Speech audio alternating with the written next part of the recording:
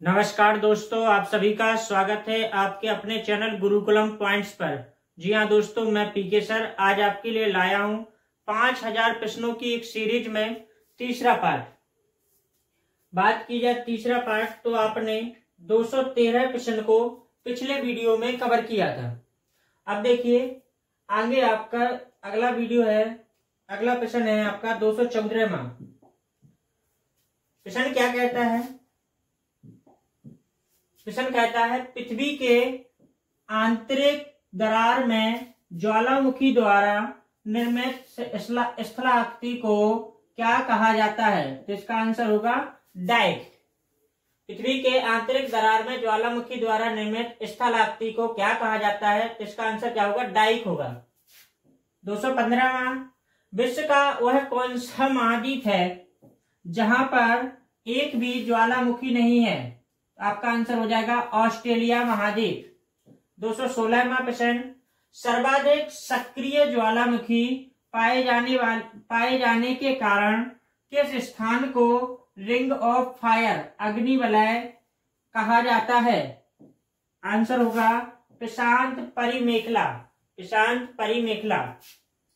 217वां, भूमध्य सागर का प्रकाश स्तंभ लाइट हाउस ऑफ मेडिटेरियन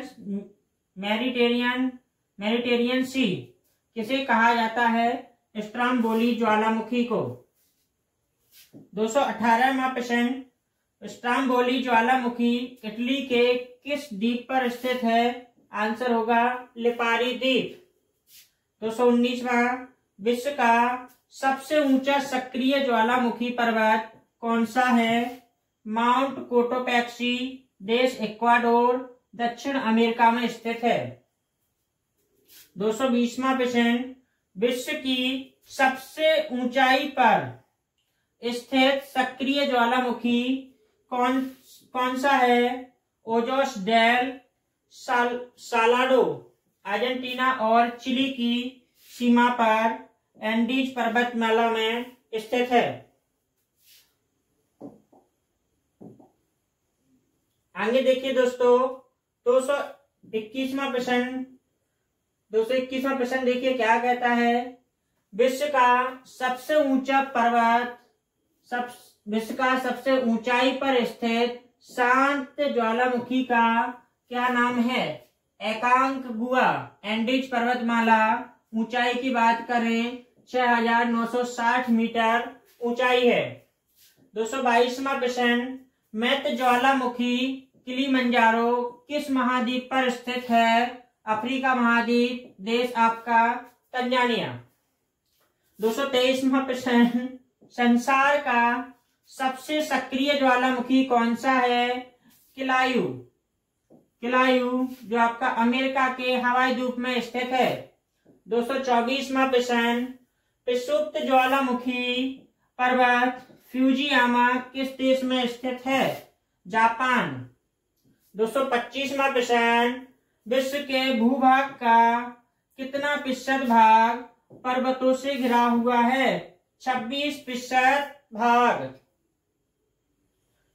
26% भाग आपका आंसर हो जाएगा। इसी के साथ 226वां प्रश्न देखते हैं। 226वां प्रश्न देखिए क्या कहता है? पर्वतीय क्षेत्रों में विश्व की कितनी प्रतिशत जनसंख्या निवास करती है? 1%। 227वां प्रश्न, विश्व के किस क्षेत्र को पर्वतों का सागर कहा जाता है? ब्रिटिश कोलंबिया, कनाडा देश। 228वां प्रश्न, मध्य यूरोप की सबसे बड़ी पर्वतमाला कौन सी है? आल्प्स पर्वतमाला या फ्रांस, ऑस्ट्रिया, जर्मनी, स्विट्जरलैंड में फैली हुई है। 229वां प्रश्न, ब्लैक फॉरेस्ट पर्वत किस देश में स्थित है? उत्तर होगा जर्मनी। 230वां प्रश्न, सीरिया और इजराइल के बीच कौन सी पहाड़ियां सीमा का निर्धारण करती हैं? गोलन की पहाड़ियां। गोलन की पहाड़ियां आपका राइट आंसर होगा। 231वां प्रश्न, दक्षिणी आल्प्स पर्वत कहां पर स्थित है? इसका आंसर होगा न्यूजीलैंड के पश्चिमी भाग में।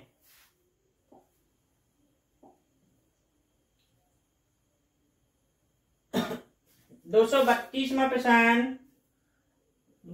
प्रश्न देखिए, दक्षिण अफ्रीका का सर्वोच्च पर्वत कौन सा है? डेकेंसबर्ग पर्वत। 233वां प्रश्न, अफ्रीका महाद्वीप का सर्वोच्च पर्वत शिखर कौन सा है? माउंट किलिमंजारो, ऊंचाई 5895 मीटर। 234वां, एशिया की रीढ़ किस पर्वत को कहा जाता है? कुनलुन पर्वत, चीन।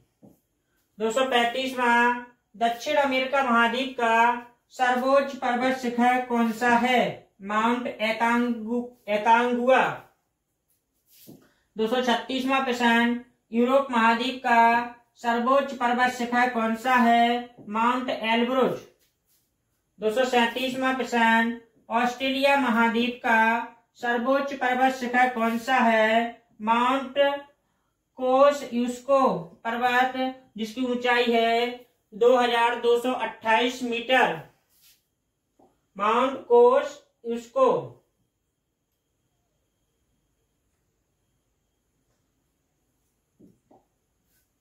239वां प्रश्न देखिए, विश्व की सर्वाधिक लंबी पर्वत श्रृंखला कौन सी है? तो एंडीज पर्वत श्रृंखला दक्षिणी अमेरिका के 7 देशों में फैली हुई है। अगर लंबाई की बात की जाए 7000 किलोमीटर जिसकी लंबाई है।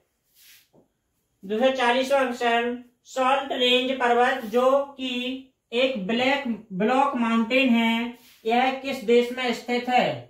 पाकिस्तान। सॉल्ट रेंज पर्वत पाकिस्तान में स्थित है। 241वां, उत्तरी अमेरिका की सबसे लंबी पर्वत श्रृंखला कौन सी है? रॉकी पर्वत श्रृंखला। लंबाई की बात की जाए 4800 किलोमीटर। 242वां प्रश्न, एशिया महाद्वीप की सबसे लंबी पर्वत श्रृंखला कौन सी है? हिमालय पर्वत श्रृंखला। लंबाई की बात की जाए 2500 किलोमीटर। 243वां प्रश्न, विश्व की सबसे ऊंची चोटी कौन सी है? विश्व की सबसे ऊंची चोटी कौन सी है? इसका आंसर होगा माउंट एवरेस्ट, जिसकी ऊंचाई है 8848 मीटर, जो कि नेपाल और चीन में स्थित है। 44वां प्रश्न देखिए, एशिया और यूरोप महाद्वीप को कौन सी पर्वत श्रृंखला अलग करती है? इसका आंसर होगा यूराल पर्वत श्रृंखला, जो एशिया और यूरोप को अलग करती है।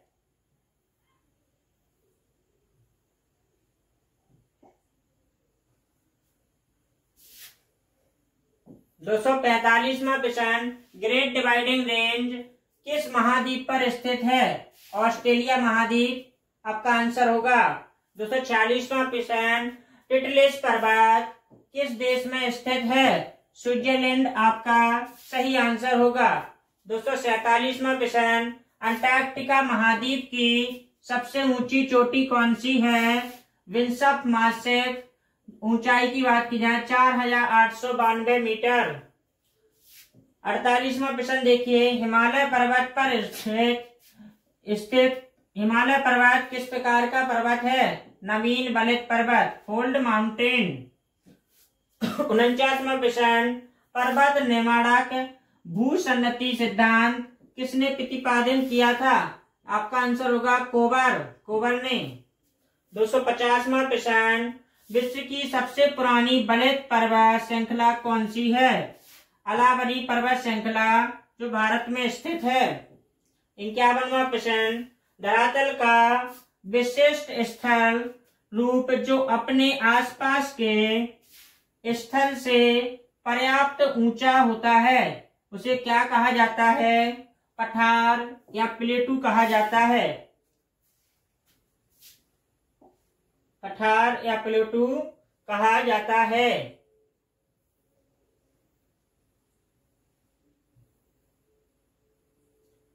इसके बाद बात की जाए 252वें प्रश्न पे, तो इसमें देखिए, सामान्यतः पठार की ऊंचाई कितनी होती है? 300 से 500 फीट के बीच होती है। 53वां प्रश्न, पृथ्वी के संपूर्ण धरातल के लगभग कितने प्रतिशत भाग पर पठारों का विस्तार है? 33% भाग पर। 254वां प्रश्न, विश्व का सबसे ऊंचा पठार कौन सा है? पामीर का पठार तिब्बत में स्थित है। ऊंचाई की बात करें 5000 मीटर। 55वां, विश्व की छत किस पठार को कहा जाता है? पामीर के पठार को। अन्य नाम तिब्बत का पठार। 256वां प्रश्न, क्षेत्रफल की दृष्टि से विश्व का सबसे बड़ा पठार कौन सा है?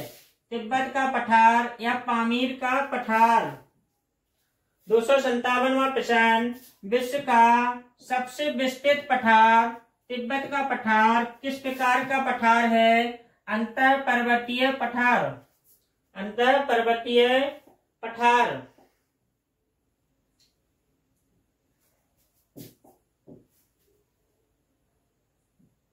58वां प्रश्न देखिए, कोलंबिया का पठार कहाँ स्थित है? संयुक्त राज्य अमेरिका यूएसए में स्थित है, जो आपका 4,62,500 किलोमीटर स्क्वायर में फैला हुआ है। 259वां प्रश्न, विश्व की सबसे ऊंची ताजे पानी की टिटिकाका झील किस पठार पर स्थित है? पेरू के पठार पर। 60वां प्रश्न देखिए, पेंटागोनिया का पठार किस देश में स्थित है? आंसर होगा अर्जेंटीना। 261वां प्रश्न, अनातोलिया का पठार किस देश में स्थित है? तुर्की में। 62वां प्रश्न देखिए, पीडमांड और कोलोरेडो का पठार किस देश में है? आंसर होगा अमेरिका। 263वां प्रश्न, भारत में स्थित दक्कन का पठार किस प्रकार का पठार है? ज्वालामुखी पठार आपका राइट आंसर होगा।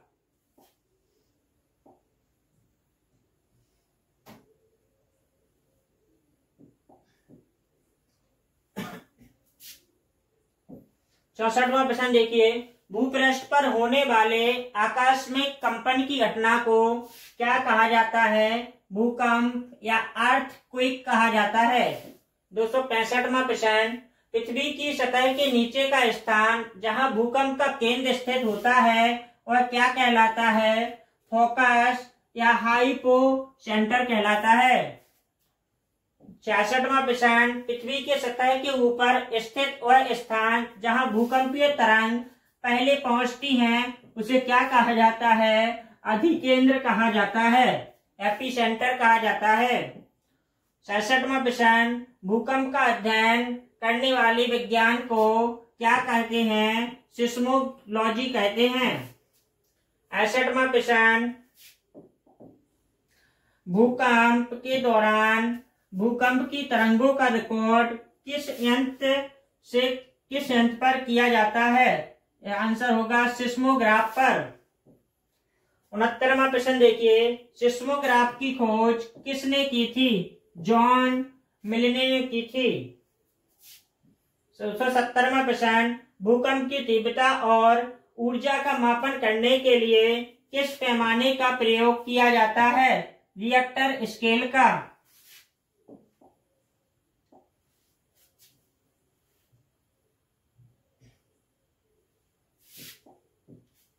71वां प्रश्न देखिए, रिएक्टर स्केल का विकास किसने किया था? Charles reactor. आंसर होगा चार्ल्स रिएक्टर, अमेरिकी वैज्ञानिक 1935 में किया था। 72वां प्रश्न, रिएक्टर स्केल का पाठ्यांक कितना होता है? उत्तर होगा 1 से 9 तक।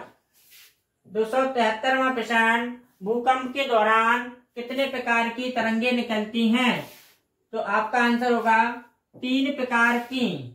पहली तरंग को पी तरंग, एस तरंग, एन तरंग। 74वां प्रश्न, किस तरंग को प्राथमिक तरंग भी कहा जाता है? पी तरंग को। 75वां प्रश्न देखिए, प्राथमिक तरंग का औसत वेग कितना होता है? 8 किलोमीटर प्रति सेकेंड। 76वां प्रश्न देखिए, प्राथमिक तरंग किन माध्यम में गति कर सकती हैं? उत्तर होगा ठोस और द्रव्य। ठोस और द्रव्य। 77वां प्रश्न, किस प्रकार की भूकंप तरंगों को अनुदैर्ध्य तरंग भी कहा जाता है? प्राथमिक तरंग पी वेव को। 78वां प्रश्न देखिए, भूकंप की कौन सी तरंग केवल ठोस माध्यम में ही गुजर सकती है? इसका आंसर होगा द्वितीयक तरंग, एस तरंग। पी तरंग ठोस द्रव्य दोनों में गुजरती हैं। एस तरंग द्वितीय तरंग केवल ठोस ही माध्यम में गुजरती है।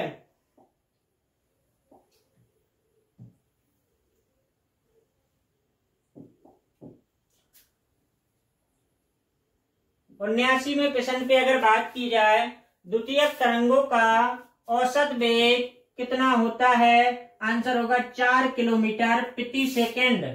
80वां प्रश्न देखिए, धरातलीय या लंबी तरंगों के नाम से किन तरंगों को जाना जाता है? आंसर होगा एल तरंगों को सरफेस लॉन्ग वेव। 81वां प्रश्न देखिए, भूकंप की एल तरंगों की खोज किसने की थी? एच.डी. लव ने की थी। एच.डी. लव। 82वां प्रश्न देखिए, एल तरंगों का औसत वेग कितना होता है? तो 1.5 किलोमीटर प्रति सेकेंड होता है। आंसर होगा 1.5 किलोमीटर प्रति सेकेंड। 83वां प्रश्न, भूकंप की कौन सी तरंगों को अनुप्रस्थ तरंगे भी कहा जाता है? आंसर होगा द्वितीयक या एस तरंगों को। 84वां प्रश्न देखिए, सभी तरंगों में सबसे अधिक विनाशकारी तरंगे कौन सी होती हैं? आंसर होगा एल तरंगे, सरफेस वेव, धरातलीय तरंगे। 85वां प्रश्न देखिए, भूकंप की कौन सी तरंगे ठोस, द्रव्य, गैस तीनों माध्यमों में से गुजर जाती हैं? सरफेस तरंगे या एल तरंगे आपका आंसर होगा। 86वां प्रश्न, किस देश में भूकंप से उत्पन्न विनाशकारी समुद्र तरंगों को सुनामी कहते हैं? आंसर होगा जापान।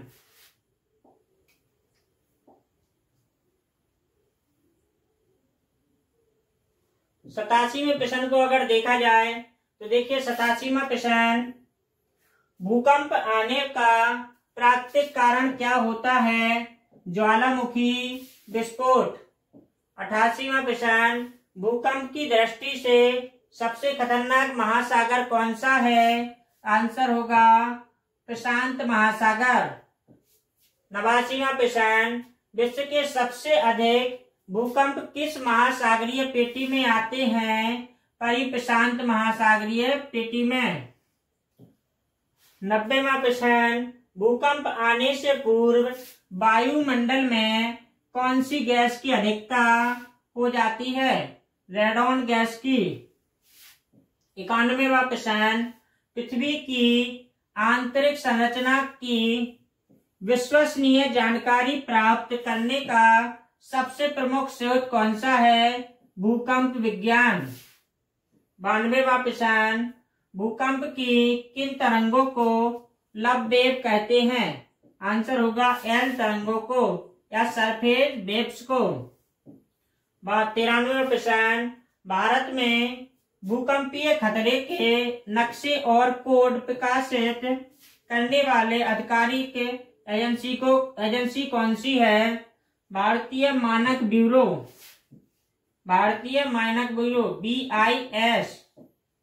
भारतीय मानक ब्यूरो।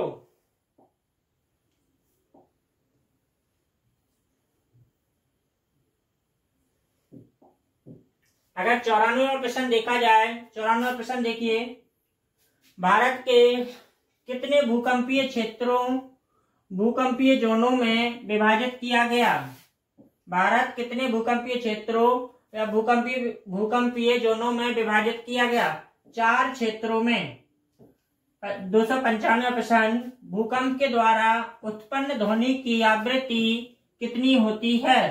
20 हर्ट्ज से कम होती है।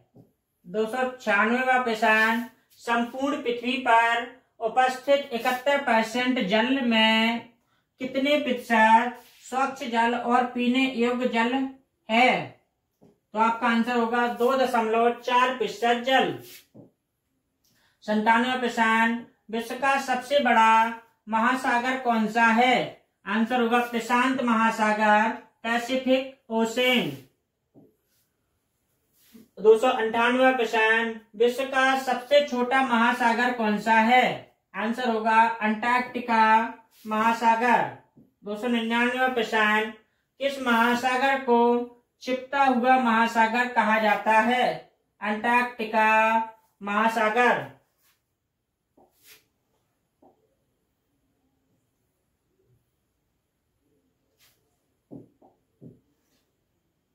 300वां प्रश्न देखिए।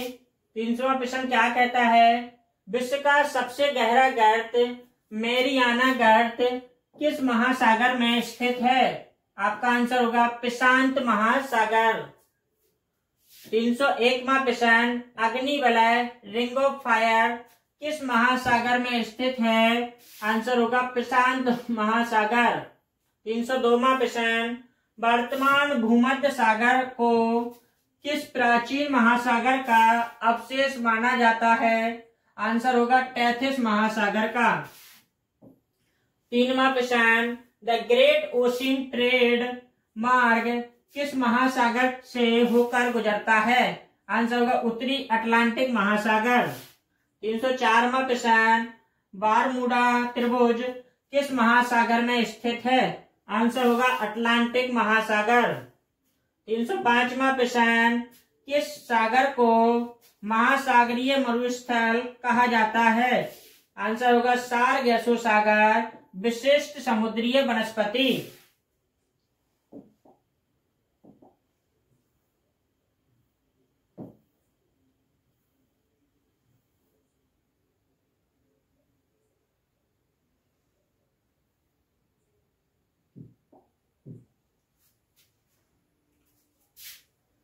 307वां प्रश्न देखिए। 306वां प्रश्न देखिए, सॉरी। सारगेसो सागर किस महासागर में स्थित है? आंसर होगा उत्तरी अटलांटिक महासागर। 7वां प्रश्न देखिए, तस्मान सागर किसके मध्य अवस्थित है? ऑस्ट्रेलिया और न्यूजीलैंड आपका सही आंसर होगा। 308वां प्रश्न देखिए, किस सागर की सीमाएं 3 महाद्वीपों को स्पर्श करती हैं? आंसर होगा भूमध्य सागर। 309वां प्रश्न, काला सागर ब्लैक सी किस देश के दक्षिण में स्थित है? आंसर होगा रूस। 310वां प्रश्न, विश्व में क्षेत्रफल की दृष्टि से सबसे बड़ा सागर कौन सा है? आंसर होगा दक्षिण चीन सागर। 311वां प्रश्न, विश्व की सबसे बड़ी खाड़ी कौन सी है? आंसर होगा मैक्सिको की खाड़ी। मैक्सिको की खाड़ी।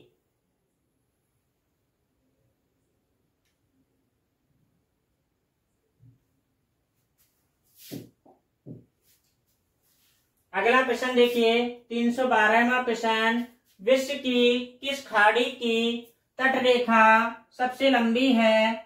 आंसर होगा हडसन की खाड़ी। 313वां प्रश्न, सागरीय जल में लवणता किस कारण से अधिक होती है? सोडियम क्लोराइड NaCl के द्वारा लवणता सबसे अधिक होती है। 14वां प्रश्न देखिए, हिंद महासागर का सबसे गहरा गर्त कौन सा है? आंसर होगा सुंडा गर्त 8047 मीटर। 315वां प्रश्न, हिंद महासागर का सबसे बड़ा द्वीप कौन सा है? आंसर होगा मेडागास्कर द्वीप। 316वां प्रश्न, विश्व की सबसे तेज बहने वाली महासागरीय जलधारा कौन सी है? गल्फ स्ट्रीम जलधारा, जो गर्म जलधारा है। 317वां प्रश्न, किस महासागरीय जलधारा को यूरोप का गर्म कंबल कहा जाता है? उत्तर गल्फ स्ट्रीम जलधारा, जो गर्म जलधारा है,